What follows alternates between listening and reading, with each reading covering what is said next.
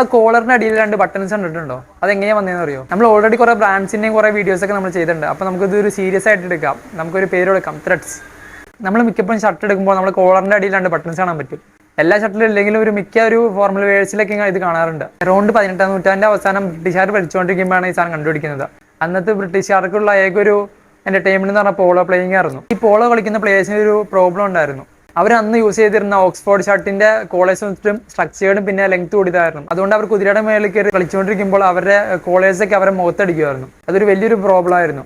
അപ്പോൾ അന്നത്തെ കാലത്ത് ഇന്ത്യയിലുള്ള ബ്രിട്ടീഷുകാരാണ് ഫസ്റ്റ് നമ്മുടെ 2 കോളറിന്റെ സൈഡിൽ ഒരു ബട്ടൺസ് തുന്നി പിടിച്ച് വന്നത്. പിന്നീട് ഇംഗ്ലണ്ടിൽ നിന്ന് ഒരു പോളോ മാച്ചിലാണ് നമ്മുടെ ഈ കോളറിന്റെ അവിടെ ബട്ടൺസ് പിടിപ്പിച്ച ഷർട്ട് ബ്രൂക്സ് ബ്രദേഴ്സ് എന്ന് പറഞ്ഞ ഒരു അമേരിക്കൻ കമ്പനി കാണുന്നത്.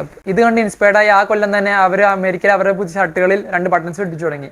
അങ്ങനെയായിരുന്നു ഇതിന്റെ ഒരു ഫാഷൻ ലോകത്തേക്കുള്ള തുടക്കം. പിന്നീട് പോളോ പ്ലേയേഴ്സിന്റെ എല്ലാ ഷർട്ട്സുകളും 2 ബട്ടൺസ് ഉണ്ടായിരുന്നു. കാലം മാറുന്നതിനനുസരിച്ച് പ്രൊഫഷണൽ ആൾക്കാരും സ്കൂളിലെയും കോളേജിലെയും പിള്ളേരൊക്കെയും ഈ 2 ബട്ടൺസുള്ള ഷർട്ട്സ് ധരിച്ചു തുടങ്ങി.